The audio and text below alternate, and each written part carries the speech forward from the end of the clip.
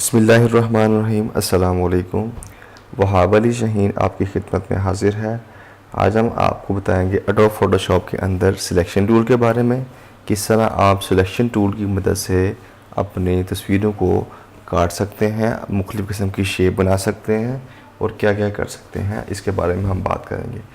जो दोस्त हमारे चैनल पे नए हैं उनसे रिक्वेस्ट है कि हमारे चैनल को सब्सक्राइब कर लें और बेल के आइकन पे क्लिक कर लें ताकि वो हमारी नई आने वाली वीडियो को सबसे पहले देख सकें। चलते हैं अपने टॉपिक की तरफ। ये देखें, हमारे पास यहाँ पे आ गई ये सिलेक्शन टूल है, रेक्टेंगल एक आ रही है आपके पास। यहाँ पे ये नीचे आपको एरो है, इसका मतलब ये है कि यहाँ पे इसके अंदर मज़ीद टूल्स भी अवेलेबल हैं।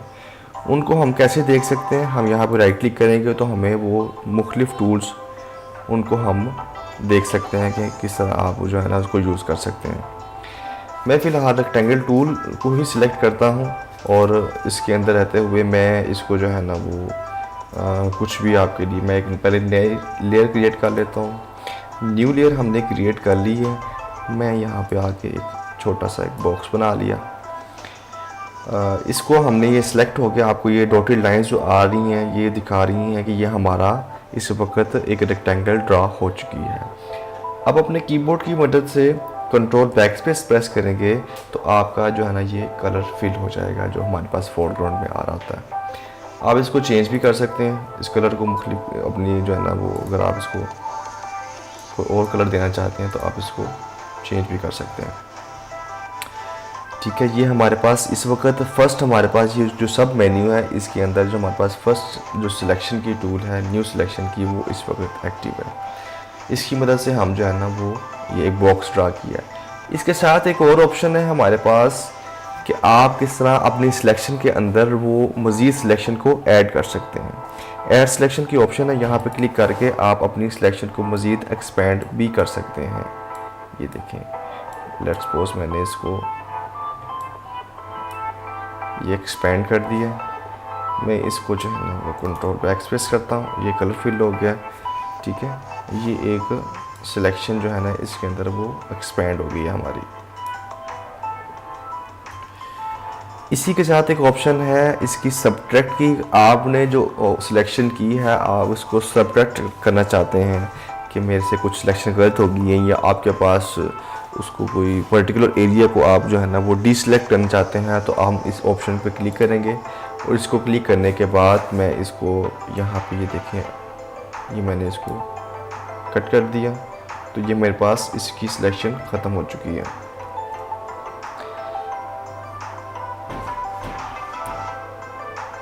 आप किसी भी पर्टिकुलर जगह पे जाके इसकी सिलेक्शन ख़त्म कर सकते हैं।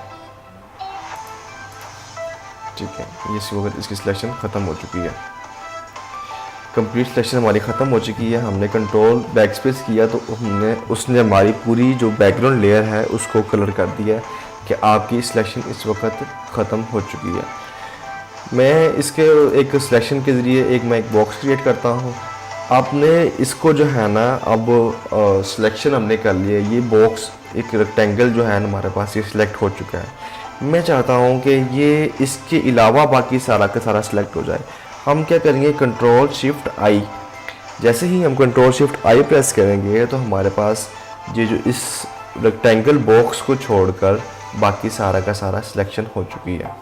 मैं इसको डिलीट प्रेस करता हूँ जैसे ही, तो आपको ये वाज़िया तौर पर नज़र आ जाएगा कि हमारी ये सिलेक्शन इस वक्त इन्वर्स हो चुकी है और इन्वर्स उसने जो है ना हमारे पास बैकग्राउंड को रिमूव कर दिया है।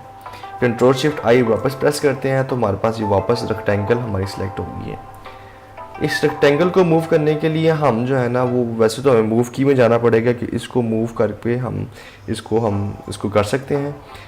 अदरवाइज़ आप इसी टूल के रेक्टेंगल टूल के अंदर ही रहते हुए अगर आप मूव टूल को यूज़ करना चाहते हैं तो अपने कीबोर्ड से कंट्रोल का बटन प्रेस करें। ये हमारे पास मूव टूल एक्टिव हो चुकी है। यहाँ से आप अपने बॉक्स को कहीं भी शिफ्ट कर सकते हैं।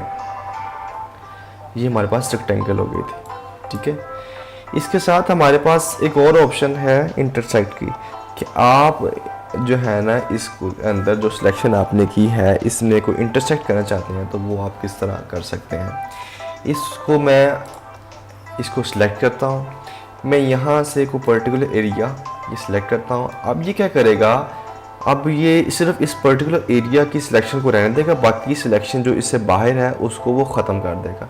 मैंने क्लिक किया तो आपके सामने ये देखें, ये इसने पर्टिकुलर एरिया जो उसकी सिलेक्शन की रेंज में था उसको रहने दिया, बाकी जो एरिया है उसको ख़त्म कर दिया।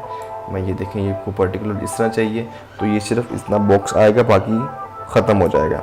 ये देखें, आप इसको खूबसूरत तरीके से कर सकते हैं। ठीक है, आपकी मर्ज़ी है, आप जिस तरह चाहते हैं वैसे आप इसको यूज़ कर सकते हैं। कंट्रोल डी की मदद से आप इसको डीसेलेक्ट कर सकते हैं।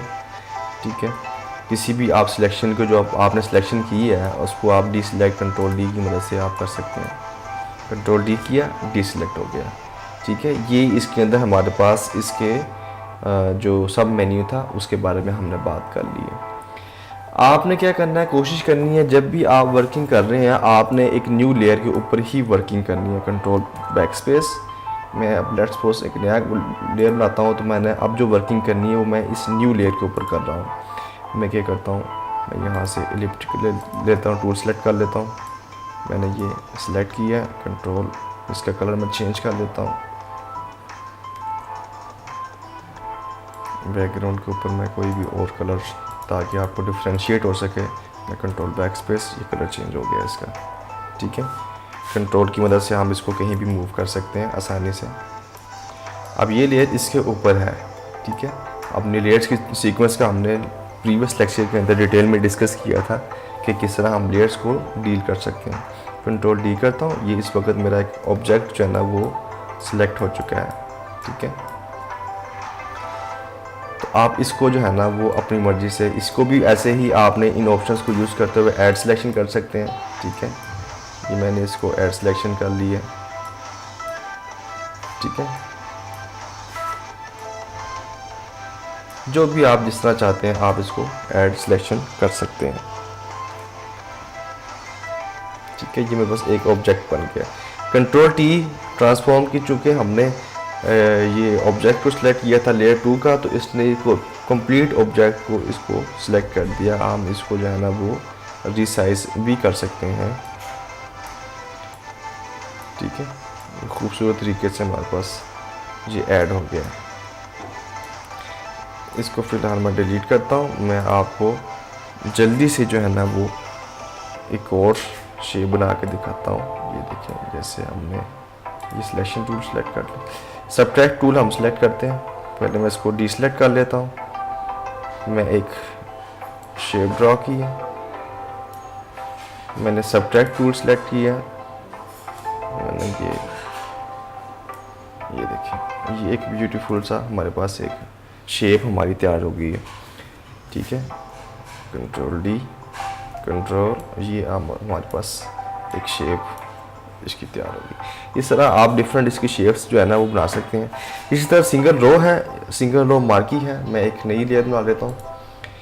ठीक है, इसको मैं इसको ऊपर कर लेता हूँ, तरतीब हमारे सेम रहे। मैं यहाँ से हम सिंगल रो मार्की को सिलेक्ट कर लेते हैं। ये आप जो है ना रो, कोई भी रो जो है ना इसको सिलेक्ट कर लेगी।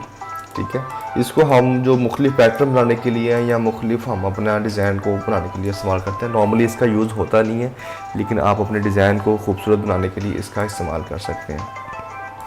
इसके लिए मैं आपको बताता हूँ जल्दी से, हम जो है ना वो एडिट के अंदर स्ट्रोक हमारे पास अवेलेबल है। हम स्ट्रोक पे क्लिक कर लेते हैं। मैं लेट्स सपोज इसको दे देता हूँ 10 पिक्सल, ताकि हम भाई ये एक रो, एक कलर हमने इसका चलो रेडी सेलेक्ट कर लिया, ओके करते हैं, तो ये हमारे पास एक रो जो है ना वो क्रिएट हो गई है। इसी तरह आप डिफरेंट जो इसकी जो है ना वो क्रिएट कर सकते हैं। एडिट स्ट्रोक, मैं कहता हूँ जी लेट्स सपोज 30 पिक्सल, कलर मैं इसका चेंज कर देता हूँ, ओके करता हूँ, तो ये मेरे पास एक और रो ऐड हो गई है। इसी तरह same as it is column क्या है कि आप कहीं भी किसी भी पोजीशन पे कॉलम ऐड करना चाहते हैं तो आप उस पोजीशन पे रख के आप इसको कॉलम को आप स्ट्रोक दे के भी ऐड कर सकते हैं, या आप मैनुअल भी इसको चेंज कर सकते हैं। तो इसको आप मज़ीद ब्राउज़ कीजिएगा, इंशाल्लाह आप जो है ना इसको एंजॉय करेंगे और आपके कुछ ना कुछ नया इसके अंदर अपने डिज़ाइन के अंदर खूबसूरती पैदा करेंगे। ये देखें, ये हमारे पास आ गया। ये रोज़ और कॉलम को मैंने एक ही लेयर में कर लिया। आप इसको जो है ना वो मुख्तलिफ लेयर्स के अंदर भी कर सकते हैं। कंट्रोल डी सेलेक्ट कर लेते हैं, ठीक है। अब इसको